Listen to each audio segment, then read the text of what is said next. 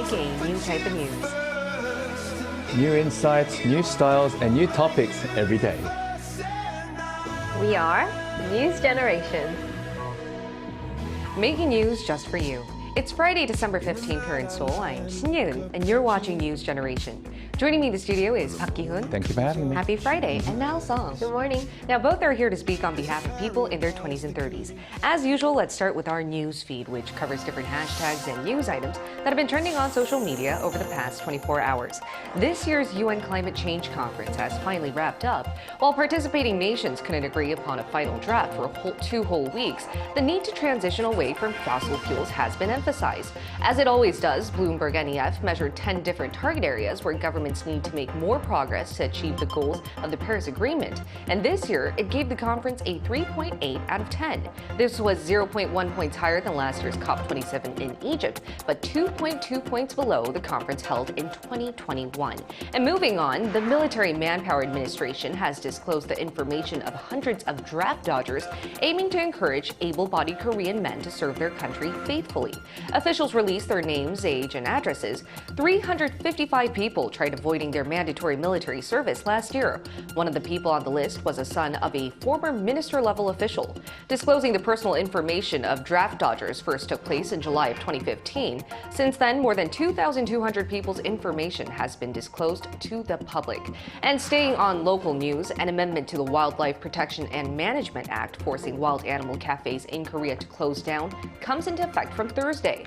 These cafes refer to those where visitors can see and touch animals like raccoons and meerkats. They've grown increasingly popular here in Korea, but at the same time, they've drawn controversy from animal rights activists given that the animals there seem to be exposed to high levels of stress and are sometimes found living in poorly managed places. Now, though this measure kicked off from yesterday, the government has decided to implement a 4-year grace period until December 13th of 2027. This buys wild animal cafe owners some time to cease operations and be exempt from penalties, or they can re-register their establishments as an official zoo. Nonetheless, the latest regulation has been drawing many complaints. Cafe owners obviously raised concerns over their livelihoods, and animal rights activists too voiced how the sudden policy will leave wild animals at these cafes with no place to go. Now, here in the studio, what do you guys think about this latest measure and surrounding concerns? Right. I'm actually mostly concerned about what they're going to do after they shut the cafes down. What are they going to do with the animals? Where will they go? And I'm all for the animals living in happy environments, but I hope that they have a backup plan to do what they need to do with these animals. It'd be ridiculous if we close them down for the animal rights and then have them sent to shelters, let alone end up with stray raccoons and meerkats. That would be ridiculous. So I really hope that there's a system that's set in place for this. That's a valid point. What were your thoughts on this, Keith? Honestly, I haven't been to a wild animal cafe, but I do agree with what Nell said. Where and how the wild animals will be cared for, outside the cafe seems like the most important factor to consider right now. And this is totally up to the local government to create sufficient animal shelters to cater for all the animals that will, lose their homes. And to be honest, I'm not sure whose livelihoods matter the most, the cafe owners or the wild animals. But it's just sad to see how wild animal cafes were poorly managed in the first place for these kind of amendments to have taken place.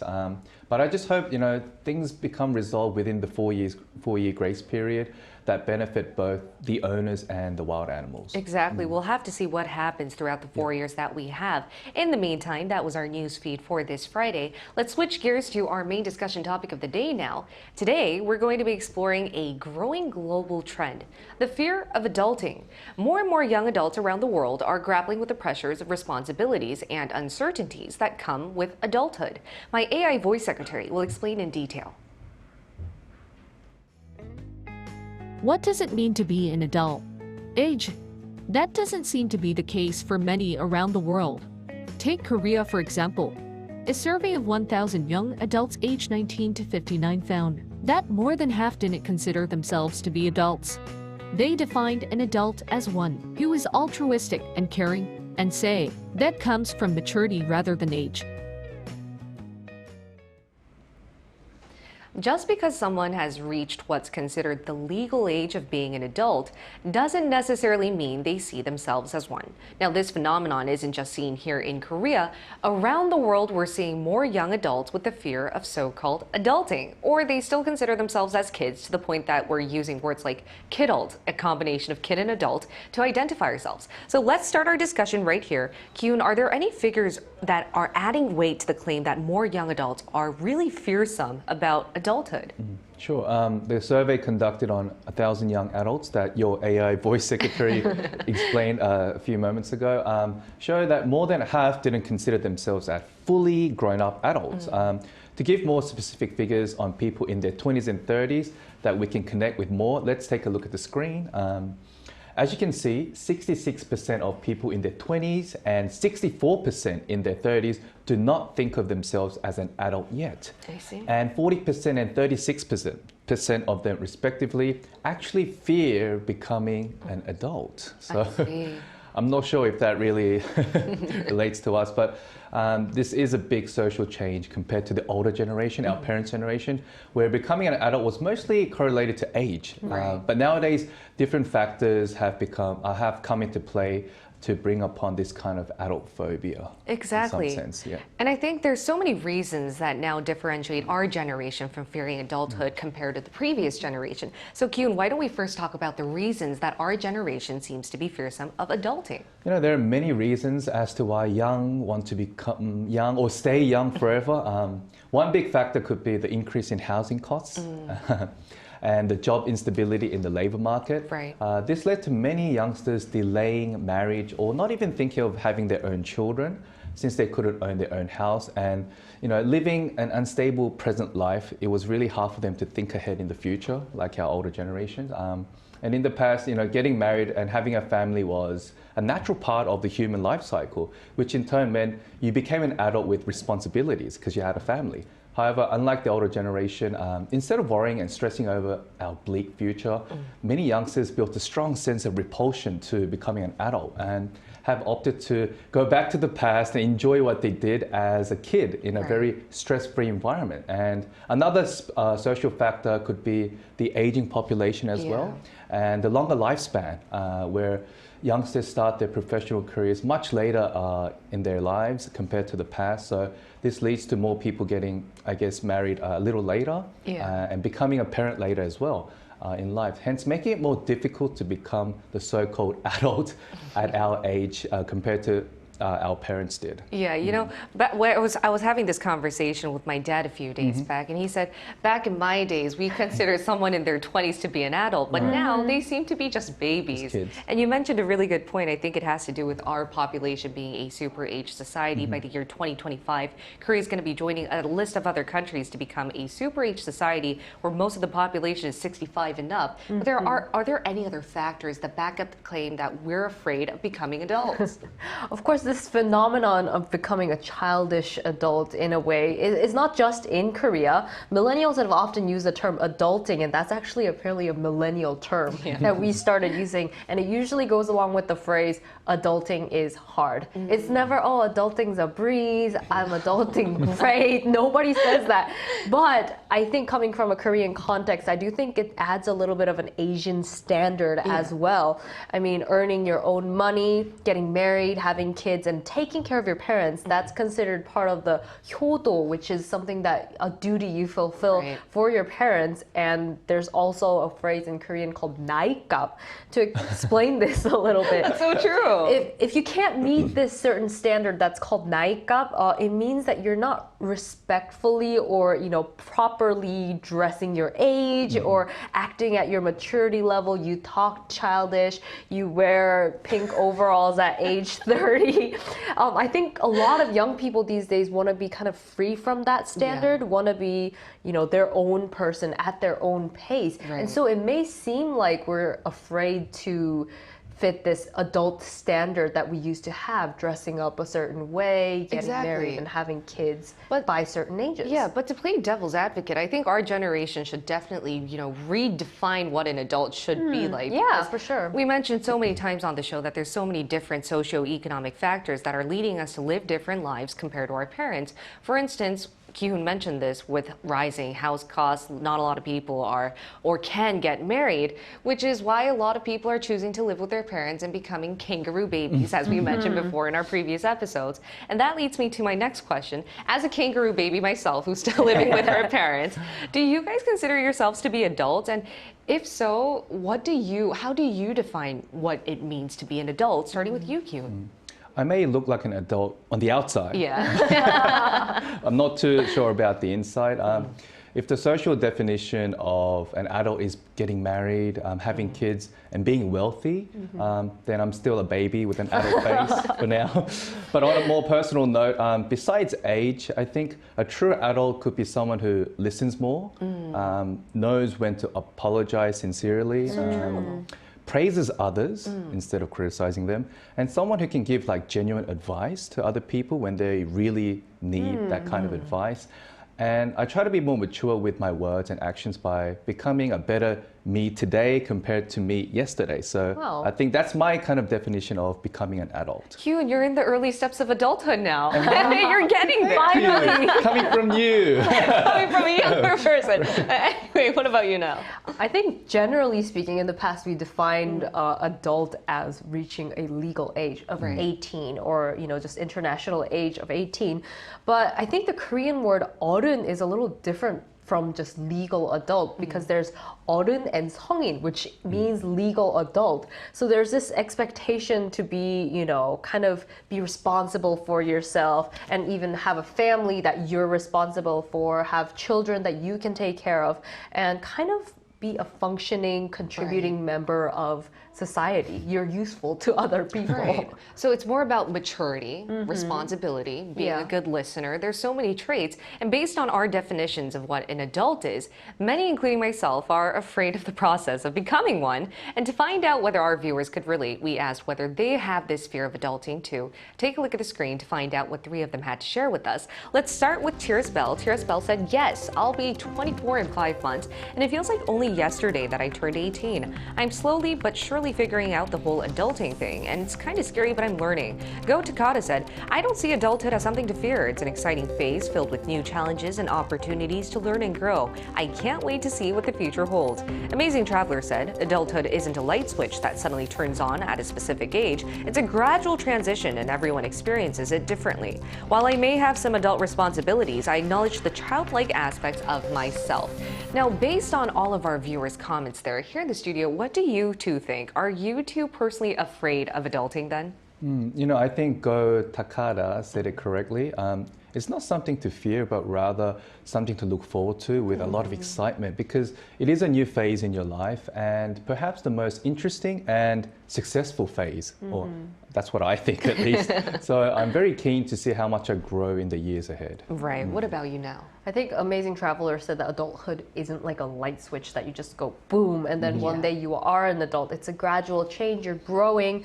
I'm personally afraid of this next step of maybe becoming a parent and being somebody to be able to explain and teach someone else about life, be responsible for that person's knowledge. And I heard that you also grow into that as well, so hopefully me being completely in the dark isn't going to be a bad thing. But for now, I'll have to be dissatisfied with the fact that I am somewhat of a functioning member of society. Yeah. I haven't gone bankrupt yet. I'm paying my rent. I'm just kind of taking care of my family as well. So hopefully that's enough for now. Yeah, kudos to that. Maybe sometimes we're elevating what it means to be an adult too high up on a pedestal. Maybe we're already great, functioning, mature adults out there. But to better help us understand what it takes to be an actual adult, we're going to include a fellow millennial that many would consider a true adult. Stay tuned for our live interview.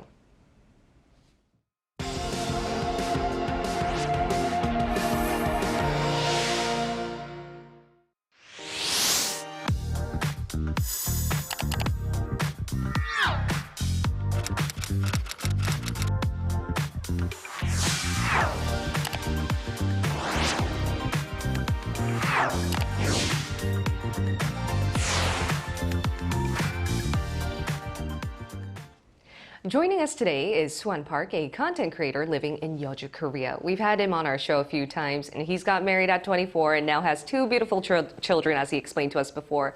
Now, his main content has to do with commitment, responsibility, two key things that here in the studio we can all agree are essential ingredients to becoming an adult. So welcome, Swan. Hello. Glad to be here. Thanks for having me again. All right, Swan, we've talked about this before. You have a lot of content that has to do with what many would consider a healthy or ideal image of adulthood. And I'm referring to you becoming a father and a loving husband. And we thought you'd be a perfect match for today's episode because you might be the epitome of what we consider like a true adult. But for starters, would you like to identify your own definition as to what it means to be an adult? Yeah, I think being an adult, like, I don't think anyone wants to acknowledge that they're an adult because, like, you know, it's just something that you grow into. But I think there are like two factors. There's internal factor and an external factor. Like, so the external factor is once you become a certain age, as you guys have talked about, like becoming a 성인, becoming a legal age to be able to vote, to pay your own taxes, to be a functioning member of the society, all of that, like those are external factors that put you in a category of an adult. But I think more importantly is the internal factor. And the internal factor is, are you going to embrace that? And are you going to start taking responsibility? Are you going to accept the fact that you are expected of a certain maturity? And I think that is a huge aspect, to be able to embrace both aspects of adulthood. So, you're from an international background, and how do you think people from our generation in other parts of the world define adulthood? Yeah, so I thought about that, and I think like our generation, the MZs, so they say, our generation has like globally has been the most, has seen the most peace and prosperity globally, like with global economics, trade, and whatnot. And I think because of that, I think our generation has had the luxury to be able to think about this. I think in past generations, you don't really have the luxury to think, oh, am I an adult now? Do I have to behave more like an adult? You're just put in a situation, you gotta survive. You gotta, you know, make your ends meet. And I think more and more, like our generation, we're able to have that luxury to be able to discuss about this and like process through every step of the way. Let me ask you the last question. Then how can we foster, I guess, better commitment, encourage those of us who grew up in this luxury of perhaps thinking about what adulthood means? How can we encourage people to have better commitment and responsibility in our daily lives to really step up and be adults? Yeah, I think it has to do with like being an adult is being a leader at the end of the day. And I think everyone, like in society, everyone is looking for better leaders. And so being an adult, I think we should just embrace that and just, you know, step up to be a leader. I'm going to strive to be a leader. And there are aspects in myself that absolutely does not meet that category. But just to keep on working on it and just one step at a time, and you'll walk more towards adulthood, I guess, being a leader. Then, Suan, would you consider yourself an adult today? You know, I wouldn't want to, but I have two boys who look up to me every single day and calls me Appa. I have no choice. I have to be an adult. Awesome. That's really respectable. All right, thank you so much, Swan. It was a pleasure talking to you again today. Yeah, thanks for having me. Thank you. I think Swan mentioned a really good point. Me too, here in the studio, I don't want to be an adult. I love the fact that I'm youthful. And we even call it 피터팬증후군, right? Like we have Peterpan syndrome. We want to be a Peter Pan syndrome. We want to always be a kid at heart. But I think, as Swan mentioned, it really takes a lot of courage and responsibility for us to understand that we are expected of some level of maturity once we hit an age. Then how should we better deal with this fear of adulting? Or how can we better become really true adults? Honestly, I think it's just live and let live. You don't necessarily have to live a life like everyone else. Like when you hit 30, you have to be this kind of standard, have this kind of, you know, make this amount of money or just, you know, have a family and so on. So once you start comparing yourself with others, it becomes kind of endless and like a toxic loop. That's what I think. And so I think it's really important to become mature as you age. Just like food and alcohol, but living life at your own pace might help you live a happier life. And in turn, you may naturally become an adult where you can start caring and sharing for others and taking more responsibility for your actions. Caring and sharing. Now, what about you? Yeah, while we're all constantly growing, I do believe that, maybe teenage years and your 20s is really a time to absorb, and it's an essential time to take in values and worldview, discover who you are. So all the adults who went ahead of us, learning from them, and I guess like Suan was mentioning, to become a leader ourselves. And I think truly understanding who you are, understanding your own belief and standing up for that and leading other people into that, maybe that is what adulthood is. And if I have a great summation of what you two just said, I don't think we necessarily define adulthood with all the materialistic things, whether that be finance, having a house, or having kids. It mostly has to do with mental health and maturity, I think. Whether we're able to be altruistic, listen to others, give people advice, and be someone you can look up to. And in order for that to happen, I do think infrastructure is needed, but most importantly, maturity needs to follow along. And in order for that to happen, discussions on this front should continue to be facilitated. And hopefully our discussion actually did that today. But in the meantime, we'll be here every day from 9:30 to 10 a.m. Korea time, bringing you more topics young people are talking about.